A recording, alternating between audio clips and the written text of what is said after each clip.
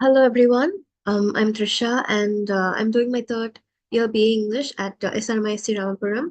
So yes, again we are, at another edition of Wisdom Arcadia's book review forum. So we've been doing this every Sunday at 5:30 p.m.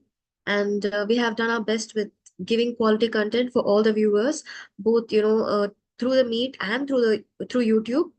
So yes, we are having another week and. The thing is, we have two reviewers, and one is myself.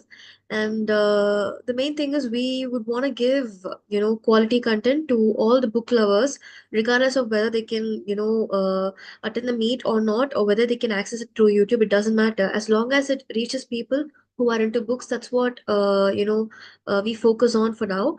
So, yes, now you would like to go inside the, review forum. The first review is to be done by Jay Krish SR, our core team member, one of the core team members of Wisdom Arcadia. And he has done lots of reviews. I think even a few weeks back he had done, Ernest Hemingway's The Old Man and the Sea. And then before that he had done Julian Barnes' A Sense of Ending. So, yes, Jay Krish, he's from Loyola and he's also a literature student and he's doing a second year. I would like to welcome you, Jaykrish, to do the review on Ray Bradbury's Fahrenheit 451.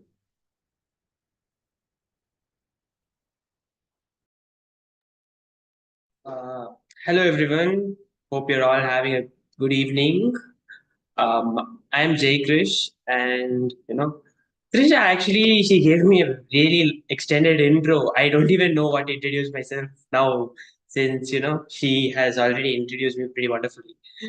So yes, today the book we're gonna be viewing slash analyzing slash discussing is Fahrenheit 451 by Ray Bradbury.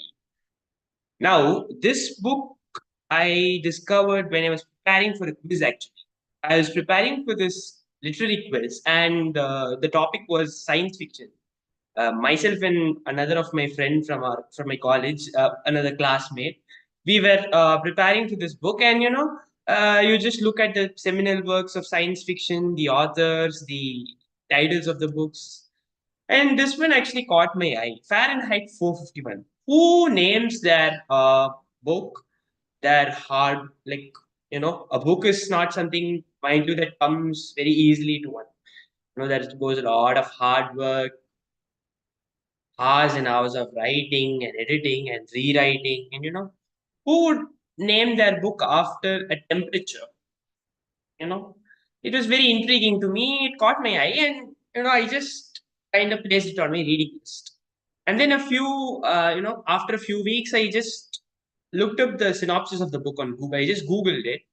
uh, Turns out this book, like many other good books, has been adapted into movies, TV series, and so on and so forth.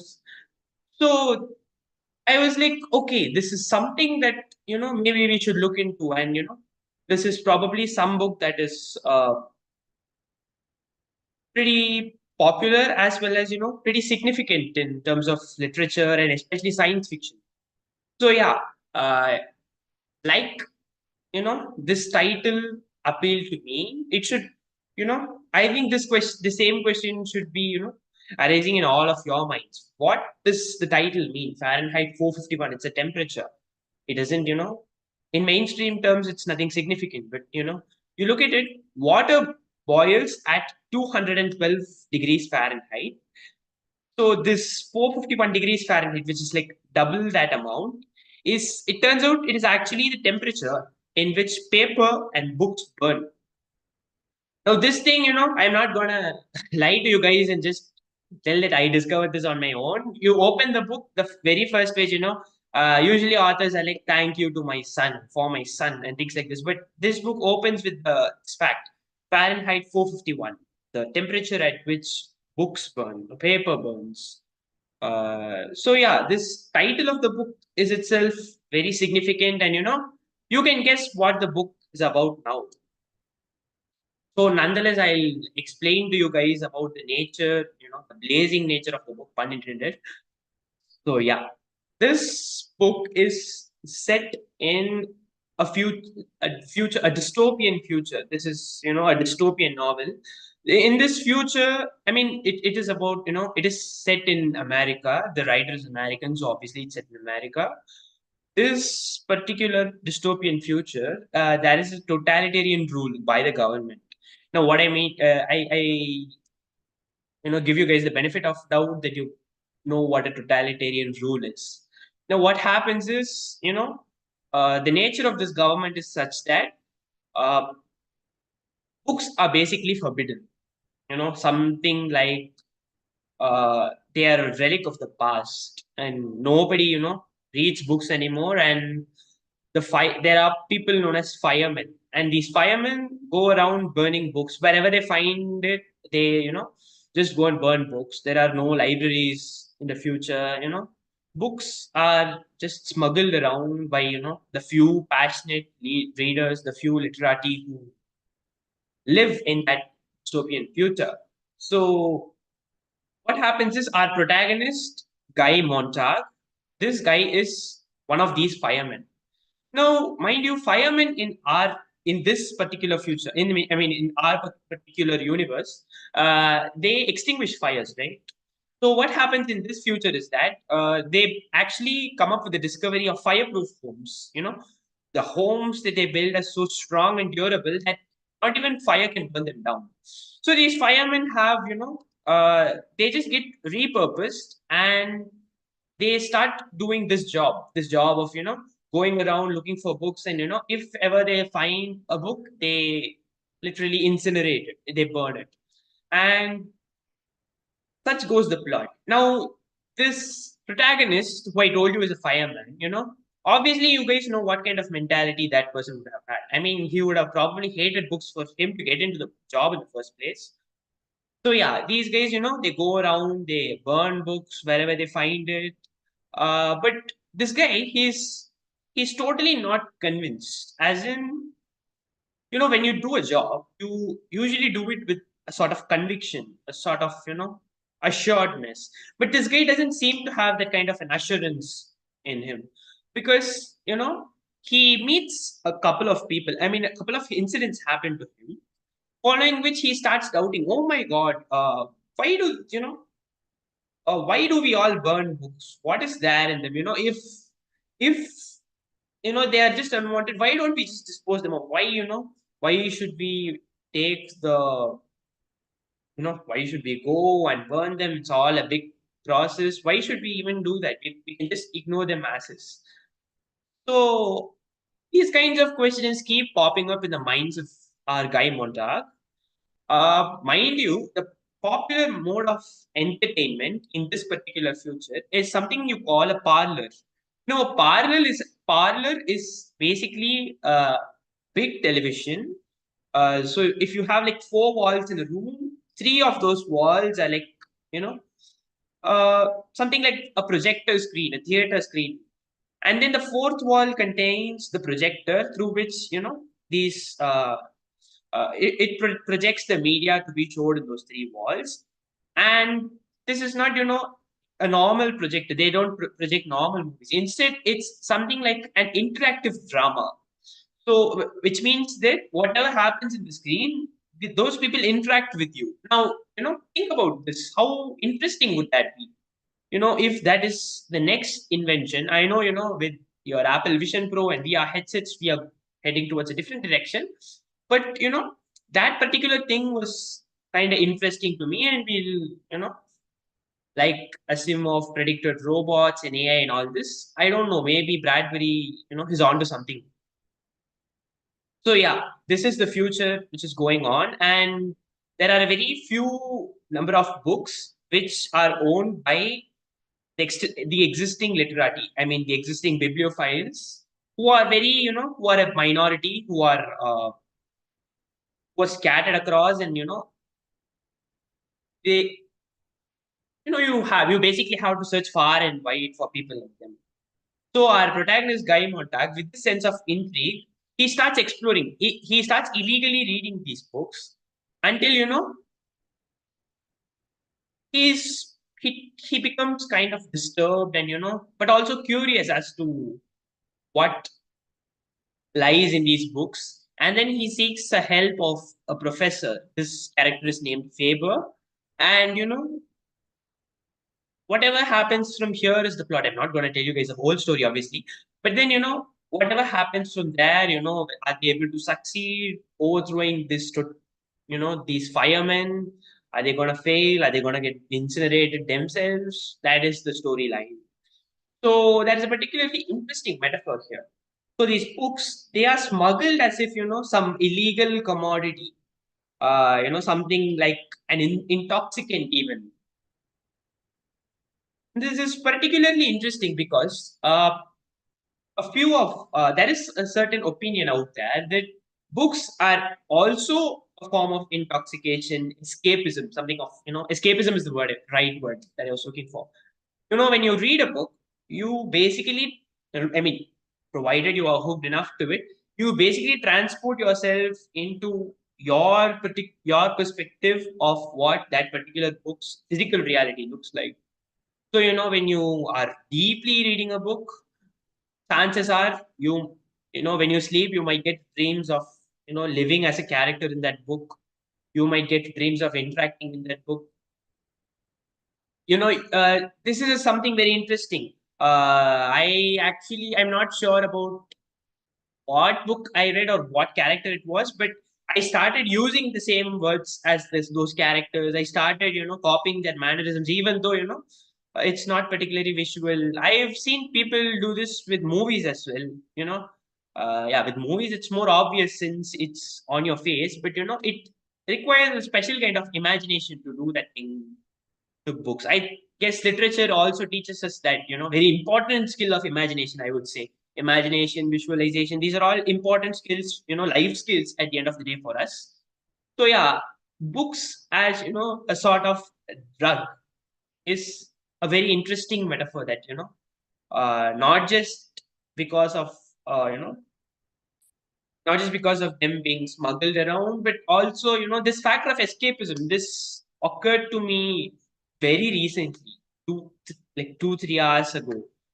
So I've been reading this book for a week, and it never occurred to me, and I was like, I had this kind of a eureka moment. So yeah, that is something interesting. And then, the book also talks about this age-old dilemma of censorship.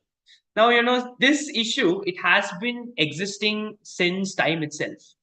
This is as old as time itself. And, the basic argument, the one side of the argument is that, you should, the government, or, that there needs to be some kind of a body that controls, what exists in books and popular media, what does not exist, what works, what doesn't work. Sometimes, you get your movies, your songs, your books, they get censored because of having explicit content, I might tell you.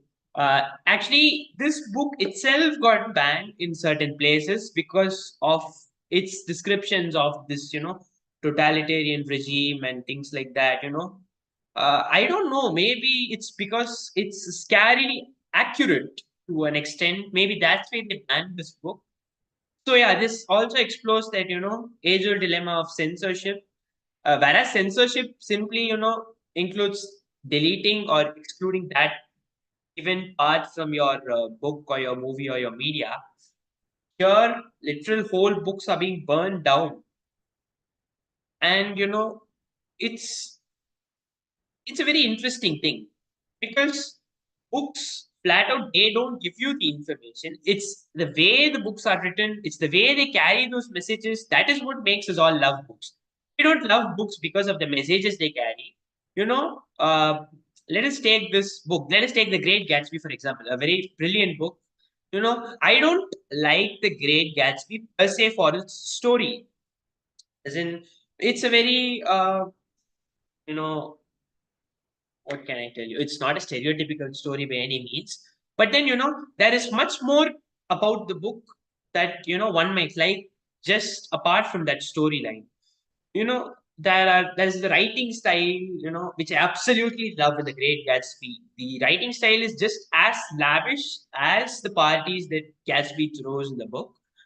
And there are several things. When you read a book, you don't just understand the story, you understand the context, the historical context in which the writer conceived these ideas.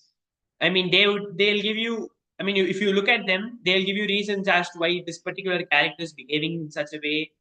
uh, so yeah, that is why we all, that is the reason we all love books, not because of the content they carry, but because of the way they express that content. And yeah, so there is one particular incident in the book that I would like to highlight. What happens is, I told you these firemen go around and they burn books and things like that. So there is this alarm system, much like how when a house catches fire, our nearest fire station gets an alarm. Uh, these these fire stations, I mean, in this novel, the fire stations get an alarm whenever they get to know that there is a particular house which has books in it. So, a particular alarm goes off, and these people, they trace that home where the alarm has gone off, and it turns out it's the home of an old lady. And that old lady, she is a book lover, and she has shelves and shelves of books in her home. What this actually reminds me of that scene. I don't know which Spider-Man movie, but yeah, there's this scene where Norman Osborn, Green Goblin, comes and threatens our Aunt May. I'm talking about the Tobey Maguire renditions. In that scene, her house burns. This a similar sort of picture exists here, as in they discover the old lady's home, and then they burn down the, I mean, they start actually incinerating the books with kerosene. That's their protocol. And what happens is, since it's the old ladies are very old, it's a very old home. And, like I told you guys, this home doesn't have any fireproofing, and the home starts burning along with the books. Now, this old lady, she looks from outside along with, the firemen. Our protagonist, Guy Montag, a brave-hearted, I mean, has a big heart, and he basically escorts her and pulls her outside. But then he looks at this old lady, and this old lady, she is, the expressions on her face are as if a loved one is burning. When a loved one is burning and dying, we would obviously, our hearts would obviously be broken. That kind of a heartbreak he was able to see in that old lady. Now, what happens next is that this old lady goes into that burning bush. She burns. She burns to death along with her books. This incident really touches our protagonist, Guy Monta. He's like, what could be there in books? Uh, something along the lines of, what is there in books such that an old lady willingly goes into a house and burns herself with the books. What what do books have that that made them so inseparable from that old woman? That kind of an incident literally changed our protagonist as a person.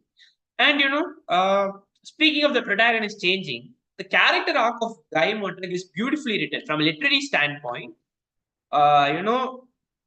When you read this novel critically and try to appreciate it, Ray Bradbury has written our protagonist in such a beautiful way.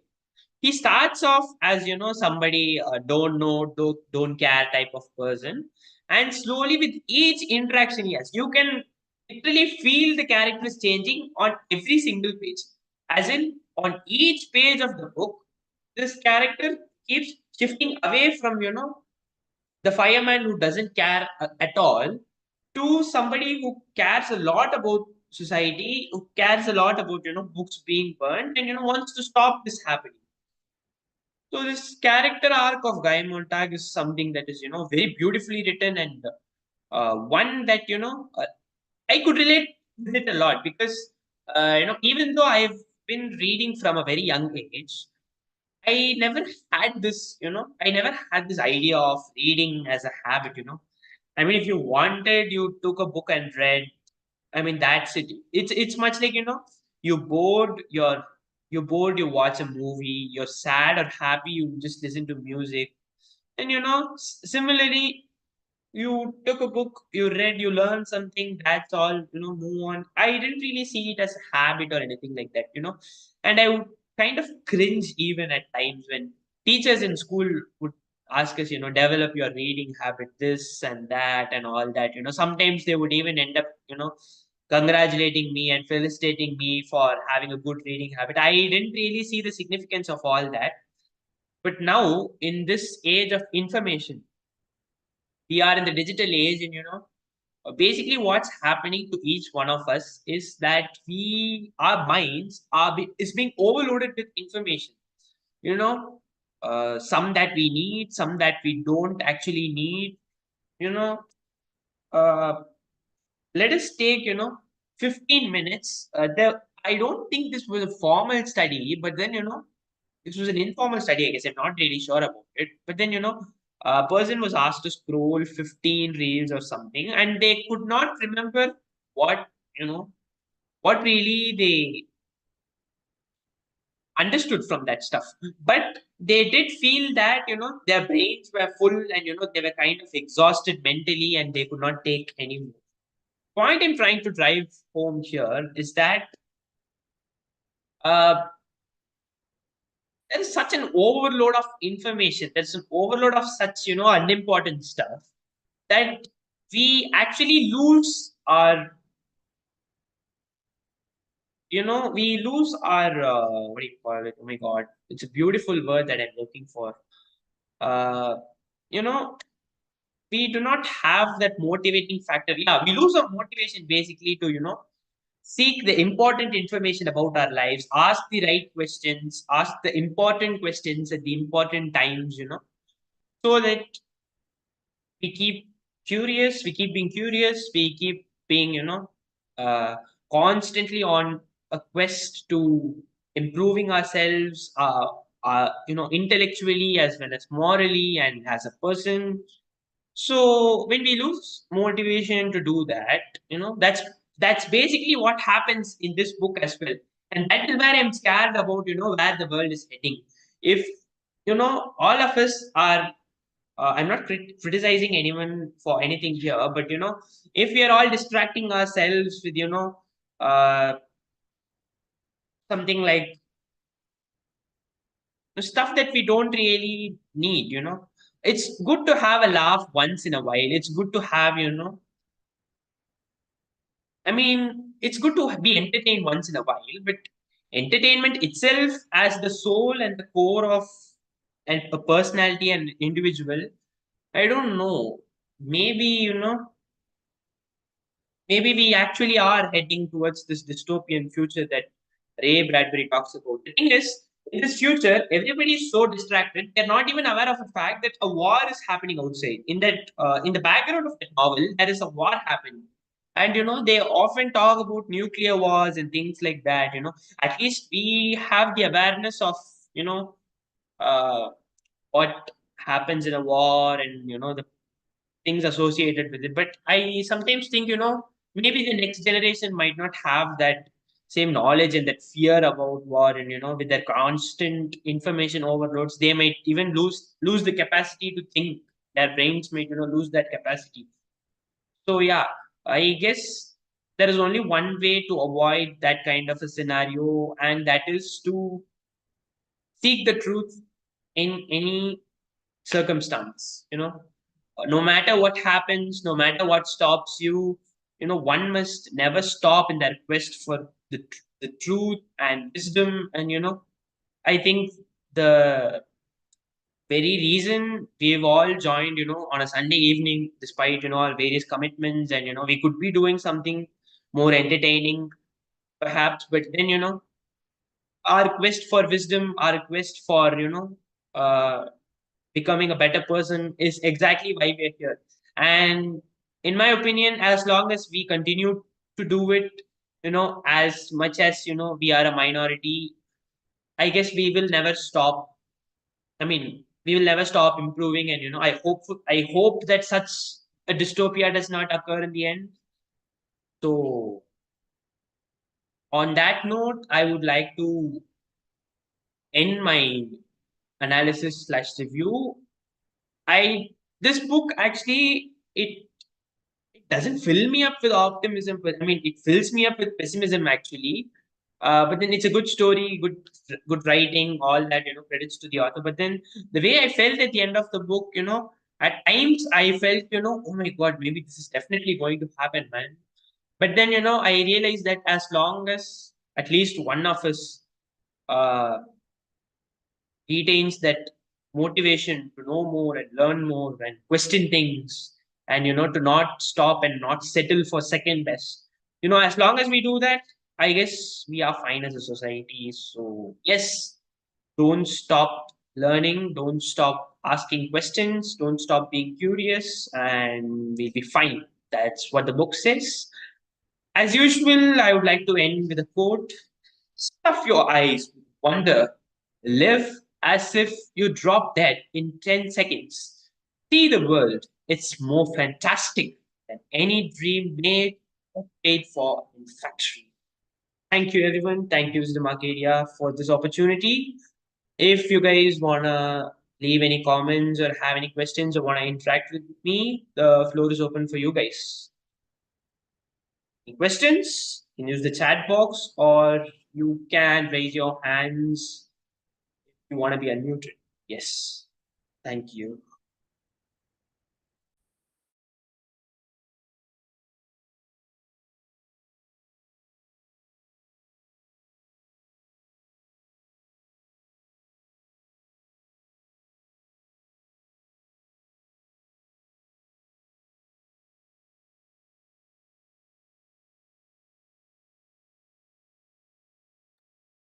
Just now I was talking about the importance of asking questions and things like that. Jokes apart, I hope you guys love the show. Thank you so much for this opportunity. Have a great weekend. See you next time. Bye. And now I'd like to pass my baton to fellow reviewer Trisha, who's gonna be reviewing Jane Eyre, a book that has always never let me down when I was looking for sleep. I hope she changes that perspective. Over to you, Trisha. All the best. Thank you, Jai Krish. Actually, I want to say, I hope to change your perspective very much because for me, personally, it keeps me awake. It does the exact opposite. So yeah, so now I can delve into, my analysis slash interpretation slash review on Charlotte Bronte's Jane Eyre. So the thing is, I've always loved the Bronte sisters. So Emily Bronte, Wuthering Heights, right? I want to do a review on that in future, but yes, these sisters, they have defied, the Victorian standards for women, and they even, let, they didn't let their writing careers to go to waste, and they actually had a very great and successful career. But unfortunately, due to the, you know, Victorian ideals of on women and how they should be and how they can't have a career of their own, because of that they had to publish it under pseudonyms. So because of that, uh very later on we came to know about the Bronte family, the Bronte sisters, and everyone. So yes, this book Jane Eyre, it has always been, I knew this book when I was in first year, and my professor, she had recommended this, and I was very curious. The synopsis which she gave was that this is about a self-empowered woman, like a woman who, rebels against all oppressive factors in her life. So actually, I found out a lot of similarities between Fahrenheit 451 and Jane Eyre when you were talking, Jai Krish, and I would like to say it after my analysis. I would want to add it. So yes, I remembered suddenly. So yeah, moving on again. This book, I don't want to spoil too much because though it does, it can induce sleep in some people. I recommend you maybe take breaks and, or if it's not possible, maybe, how to say, you can also go for the, movie adaptation. It is also really good. Just get the essence of the book because I just want, Charlotte Bronte to be, how to say, to get the due credit she deserves. And yes, also I want to say this book, it can't just be tagged with a feminist novel. So yeah, it can't just be tagged like that because it does much more than that. It does much more. It is a feminist novel, don't get me wrong, but it does so much more than that. It's much more than just, a feminist novel, a novel that, shows a strong female character. It's you can't just put it in a box. There's so much more uncovered. There's so much more to analyze, on this. So the thing is, I would like to say like a short synopsis, of course, but not too much. So the story, it's like it follows Jane Eyre. So she is the main protagonist, and her life from her childhood to her adulthood. This is what we see, her transition, from childhood to adulthood, like how she, matures psychologically, emotionally, and, even her perspectives and everything, her mannerisms, her language, because this book is written in the first person perspective. So we get to know the character's thoughts and, actual feelings through this book. So this, I think, one of the pioneer works which have first person point of view. So yes, so this book, it revolves around Jane Eyre and how she, had to deal with lots of oppressive factors. One from her step family, and then from, the Lawwood School where she goes to, goes during her teenage years, and then how in her adulthood she has to, fight against patriarchal forces. We get to see that through characters like Saint John and Rochester, which we'll get back to later. So now, yes, I would like to analyze through like do a thematic analysis. I think that will be much clearer and for me to delve deeper. So yeah, usually I do like a story-based analysis, but I end up spoiling a lot, which I don't want to do this time. So I'm gonna stick to, the main aspects and sans the story. So yes, here we go. The thing is, the main theme, I'd say it is first and foremost, like as primarily, it is a feminist novel, primarily, but it has other, it does uncover a lot more than just feministic aspects. So but still the theme is independence and self-reliance. So this can be expressed through this is expressed through Jane Eyre.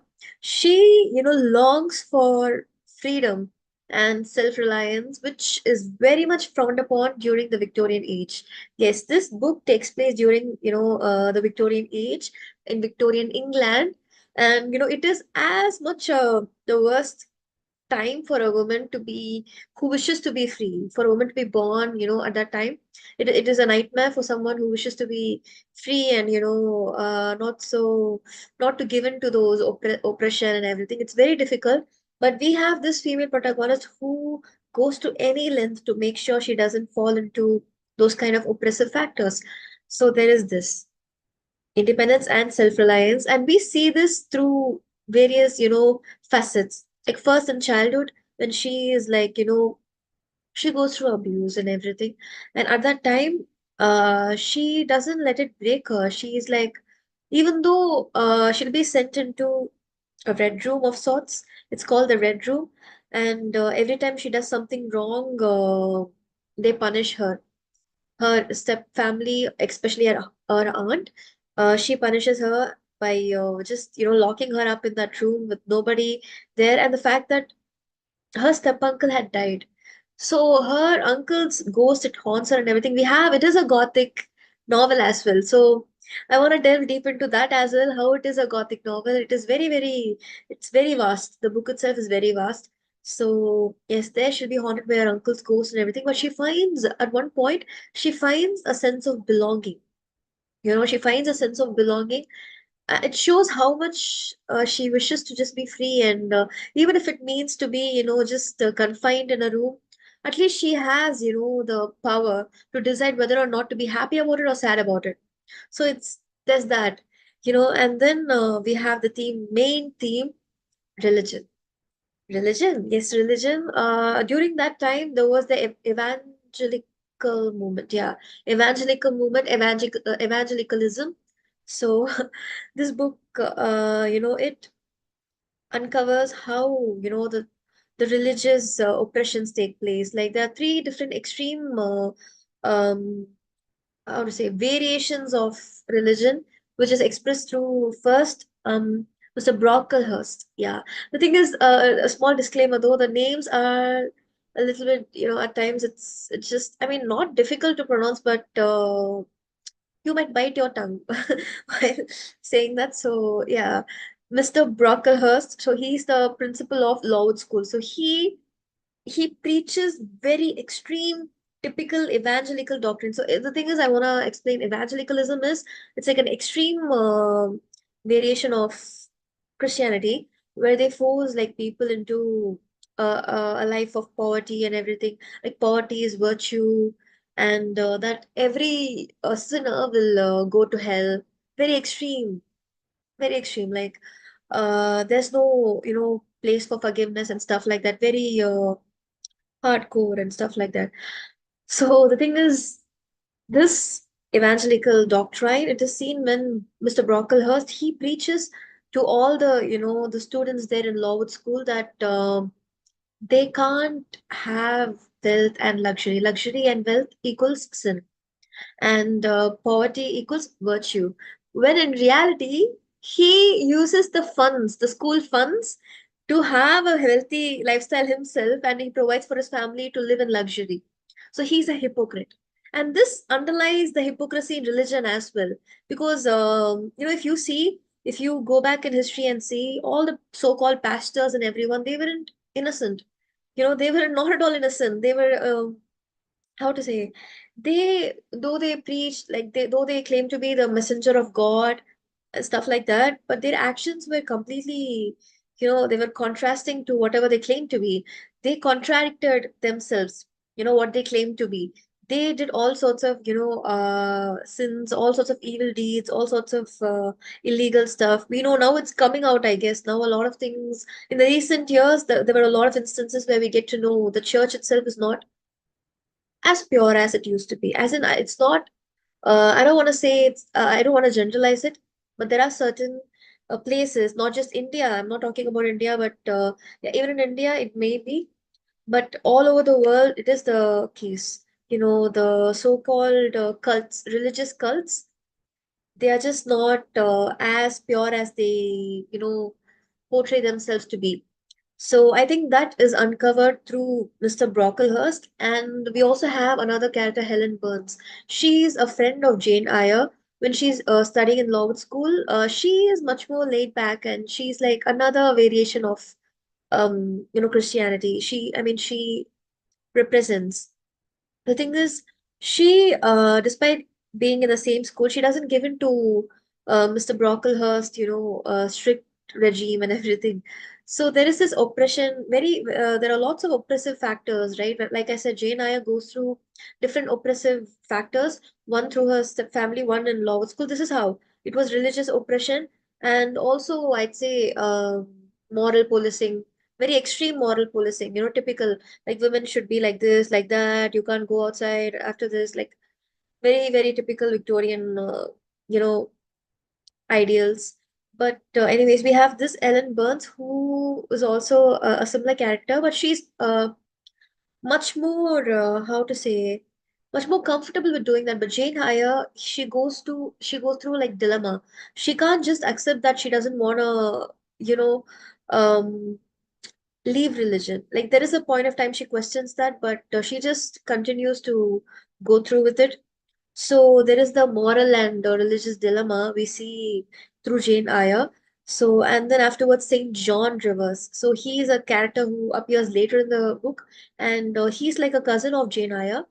But the thing is, he's much more like the typical, the normal Christianity, like not so strict and not so how to say, not too laid back. As it's like somewhere in between both. No, he's in between Brocklehurst and Helen Burns, like right in the middle. So yes, we have that, and then another theme is love and passion. So yeah, there is love and passion, which since novel, this novel, it's a female protagonist. It is a bit. it wasn't much accepted in the Victorian age, because for a man to be comfortable with his sexuality and to be much more forward with love and everything, because those days women married for status and not for love. Like they were just meant to be baby making machines, and just to be like a trophy, just exist for the convenience of the family and the husband. So for a woman to have her own autonomy over her sexuality and her love, that's like it was not heard about much, and it wasn't accepted much as well. So if you see Jane Eyre, she is just against she challenges Victorian norms. So eventually, this book wasn't banned, but the themes which were analyzed, those did raise eyebrows. Like the especially the Victorian men, they were not so welcoming of such a powerful female protagonist and such a powerful societal critic, especially people in power. They felt threatened, like, oh, they are making people realize this. So I guess this can correlate with why books are so important, because books are not just for entertainment. They also uncover the truth, the truth that lies hidden. Sometimes it's hidden in plain sight, sometimes it's hidden behind between like inside a veil. But however, books bring out the hidden truth. So I believe that. And it's like books are like windows, now windows to another world, but it can also be a window to our own world. But if I have to say, like, in a different time period, like, that's exactly why I read books though. uh Not only for that, I mean, also I have leisure reading and I have extensive reading, two types of reading. So depending on that, I read. But this book falls under extensive reading, which I do when I want to know more, like, about a certain society, about a certain time period, about certain people.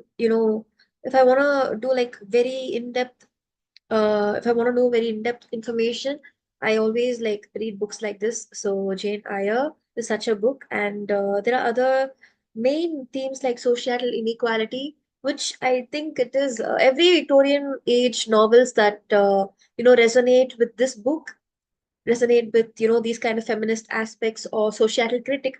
They always highlight societal inequality, classism. So in here we see that through Jane Eyre being mistreated by so many people, just because she's like, how to say, she doesn't fall under low class as well, but initially she was, but then she becomes a professor, she becomes a governess. Though being a governess, she still doesn't have the complete power. She's intellectually equal to the head of the house, but she's also a servant there, like more or less a servant. So she's like somewhere in between. She's never there or here. She's like here.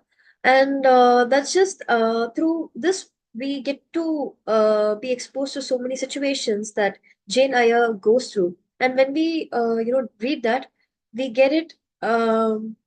We get how she feels because it's in first person, right? So that's one of the things I love about the book. It's in first person, and I just love to be in the character's head.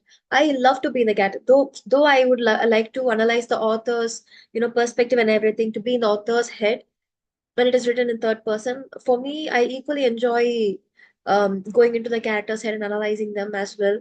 Seeing the entire book in one person's perspective is so, it gives so much how to say, scope as well to the book itself. Also to the character also, like we get to know like more about the character, and through that we can connect more. So there is that. And then we have my favorite gothic elements.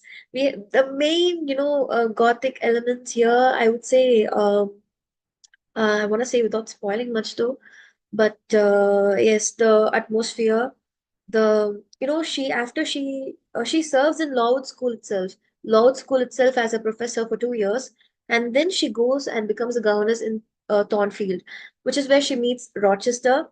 And I should have said this under Love and Passion, which I forgot. Rochester, he's like the love interest of Jane Eyre, and they have a passionate affair and everything, but he has a secret. Yes, he has a secret, and in here comes the gothic element. So he has a secret where he hides a person, and that person, she is not normal. She's mentally like unstable. So that's expressed in a gothic way, like as if she's a ghost, but it's a human being, but she crawls like an animal and stuff like that. So there is that, and I don't want to say who that person is because that will be the major spoiler actually. Yeah, she'll be like hidden in the attic and everything. She'll be alone and secluded. I think this also shows how the Victorian age people showed, saw people who were mentally sick, mentally unwell. It also shows like I was recently exposed to certain informations regarding this. How women with depression will be just thrown inside the asylum and given all sorts of medicines and chains and stuff like that. Now it's so normalized. Like just for the sake of it, people throw the word depression when in reality there was a time when saying that would mean for you to actually be considered as mentally deranged. So there is that. Yeah, we have that. And also now I would like to, I think, go inside how this book and Fahrenheit 451 was so similar. Thing is, the main protagonist of Fahrenheit, I think, Montag, right? Montag. So he is just like Jane Eyre. He also tries to be like how to say, independent, and he fights against that oppressive system. Same with Jane. She's also like a rebel of sorts. She fights against the patriarchal, factors here. So there is that. And then mainly you said, I think Jacob said there was the books will be burned along with the house, right? Here it happens. The Thornfield mansion will be burned entirely. And I think the other character I told you about, I told you about a character who was like mentally unwell, right? She'll also die. The thing is, that character, I'll say her name, it's Bertha. She can be seen as a shadow self of Jane Eyre. Jane Eyre's innermost thoughts and doubts and fear, I think it is expressed through Bertha, because those days in gothic novels it's very common to uncover anxieties and fear, anxieties and fear in people's minds and during the society itself. So that's why we got Dracula. That's why we got so many works of Edgar Allan Poe and everything. So we have this, right? And I think Bertha was like a shadow self of Jane Eyre. And once she has no doubts, once she attains that self belief, self confidence, it's like her doubts disappeared and hence Bertha too died. We can connect like that. And then we can go on and on actually. Also Montag, like I was saying, Montag, he is also I think I already said it. He fights against, the oppressive system. She too does it. And there is this moment, I think even Montag has a does he have like a love interest? I was gonna ask you the question. Jay Krish, are you there? Yeah, yeah, I'm listening to you. Yeah. Does he have like a how to say, a love interest of sorts where he falls back to when he's like he finds solace or something like that? This is actually an interesting question. I think I just, ignored this part, but there is, I mean, obviously, our guy Montag has his, Ah, his wife, Mildred. This oh, Mildred is addicted to the parlor, and so you just imagine a brain rot kid all grown up. That is what Mildred is. That's her personality and things like that. But in the start, in the early pages of the book, they are introduced to this one little girl named Clarice. mm, Now, this Clarice is like, your Ana de Armas from Blade Runner type girl. This girl oh, appears in fleeting moments of the novel, and in the beginning. And this girl is actually the one who instigates Guy Montag to question things, instigates him to, uh, do all this, and his curiosity only increases when he discovers that this Clarice disappears, and she's actually, she actually Oh, just a dies. I mean, she dies, and he only discovers this later. okay, But then, okay. yeah, I wouldn't, classify her as, a love interest in the romantic sense. But then, Mm-mm. uh, she's a really thought provoking character, and she had a major influence on Guy Montag, more than anybody else, I would argue. Like he So depended on her emotionally. yeah, that this thing, Ah, there is this one incident where Clarice asks him, "Are you happy?" She will ask a very simple question, "Are you happy?" Montag mm-mm. will be like, "Of course I'm happy," but then she'll ask him again. She'll ask him, "Are you happy?" again. Then Montag will start thinking about the whole thing, when he walks home at night, and he will come up with the answer that he is in fact not really happy. But then, when he discovers the truth and what Clarice was trying to tell him, Clarice is no more to be found, and yeah, that is what Okay, happened. okay. So then, yeah, I think I can say this then. So here, Jane Eyre too, just like Montag, he relies emotionally on Clarice to a certain extent.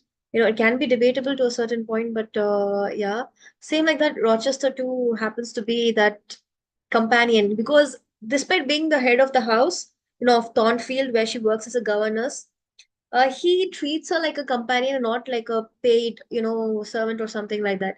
Like for the first time, she can actually be open about her thoughts and speak out, and that offers her like a sort of how to say a reprieve, a refreshing experience for her.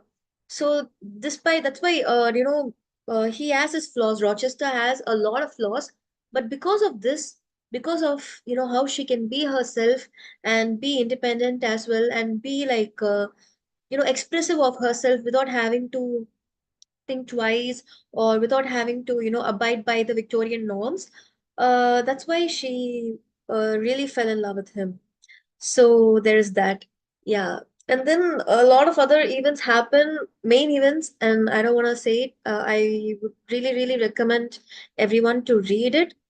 So this book, it's like how to say Jane Eyre and autobiography. That was actually the full title of it.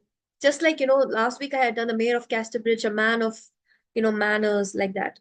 So um likewise, Jane Eyre an autobiography. It's not exactly an autobiography, but Jane Eyre, I mean Charlotte Bronte, does incorporate real life inspirations, real life characters into her novel. As in, for example, her teacher, in school,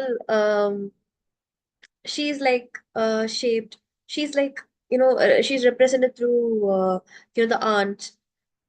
I know. It's just well, it's her doing, but it's up to her. But I think it was wonderful because people, that's normal, right?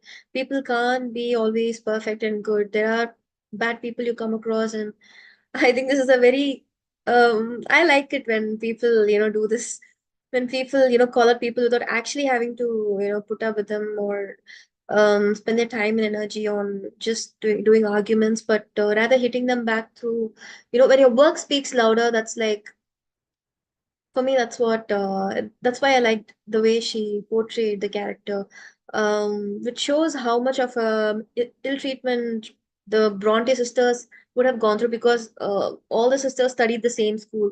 I think Cowan Bridge School, even the Lawwood School, right? Even the Lawwood School was how to say the main inspiration was the Cowan Bridge School, and it is known that.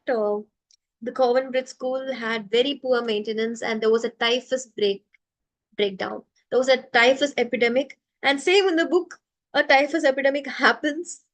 So it's like undeniably, she has a lot of very obvious real life allusions. There's that, and also this character Jane Eyre, right? She is very spiritual and very philosophical of sorts. That's why at one point when you read the story, because we are seeing it through the eyes of Jane Eyre, the are knowing the story through her mind. The tone, the writing style itself is in such a way, it has lots of biblical allusions. For example, when she gets, when she there is a moment where she mentions being together is like, bone to bone and flesh to flesh, alluding to Genesis, Adam and Eve, right? So there is a lot of such allusions and analogies used by Jane Eyre, which I really like. So that's why mainly I like the character based perspectives in books, because the writing style itself differs, and it's very fascinating for me to read like that.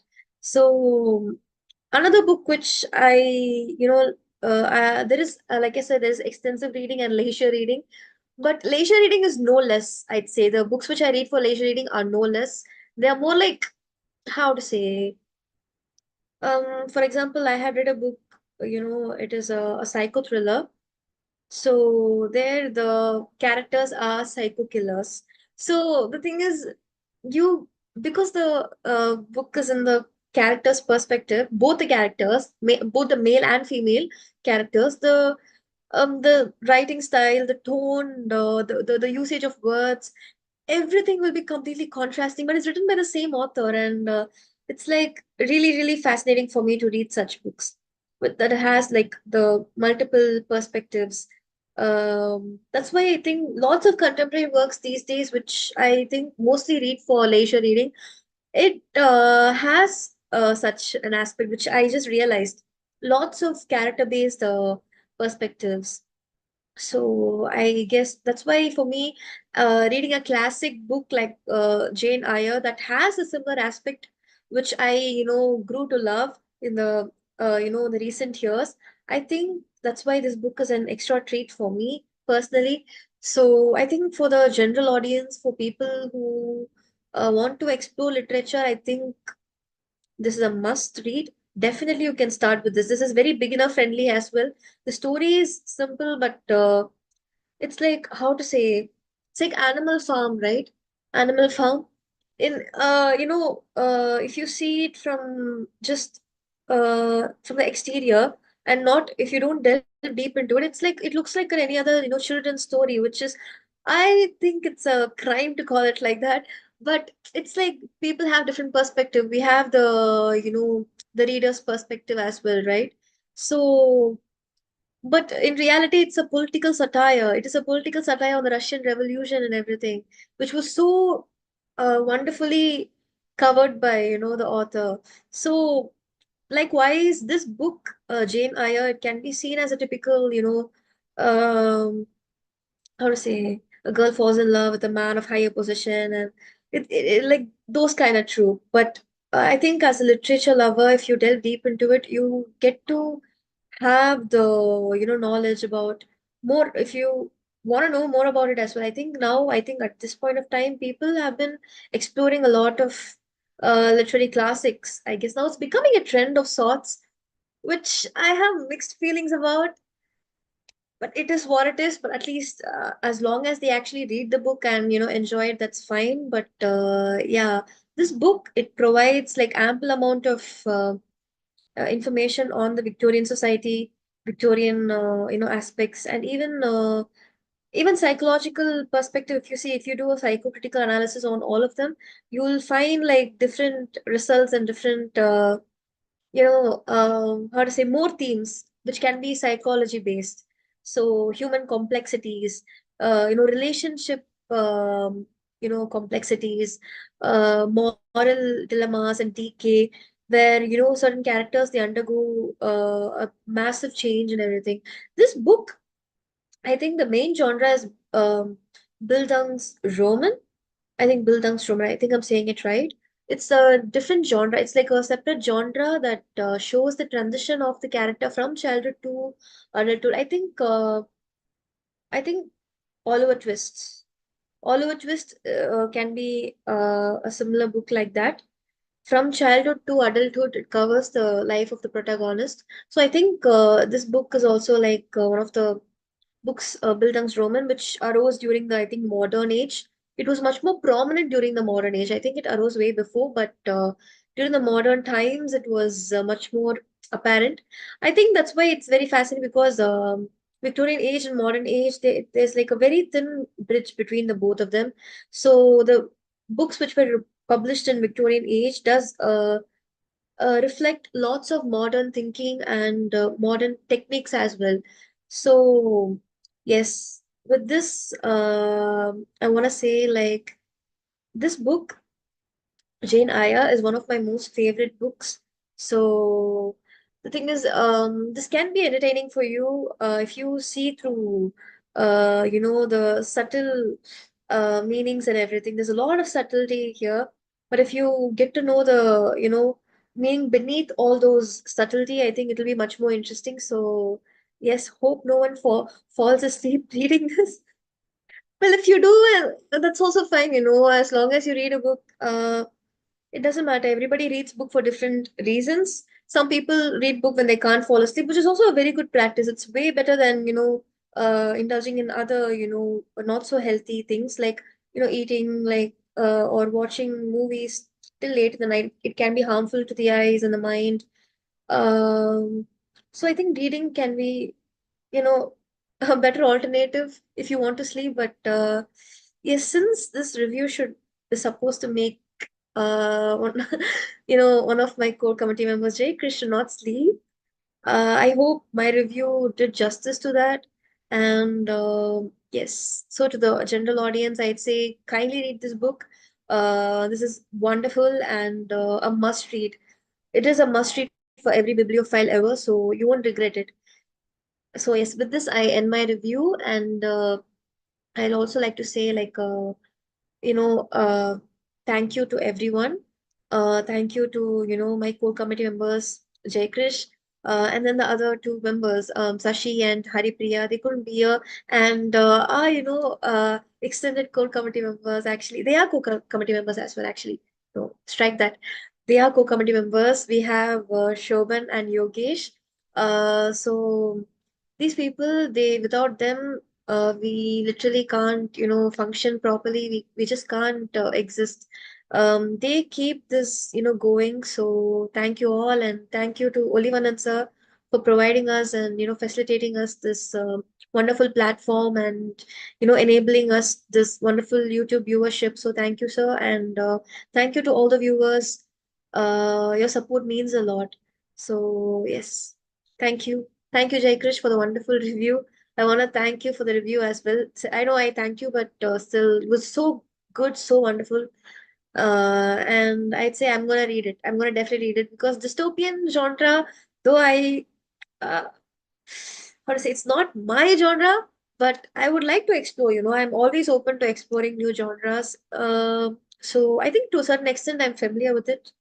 Yeah, I think I'm familiar with it, but yes, I will definitely read it. So, yep, you Yeah, update me. and yeah, thank you for that high praise, and also thank you for your review as well. I mean, at least the next time I try get I get sleepy trying to read Jane Eyre, I'll at least have I'll have to say broken host and bite my tongue while I do it. So yeah, thank you.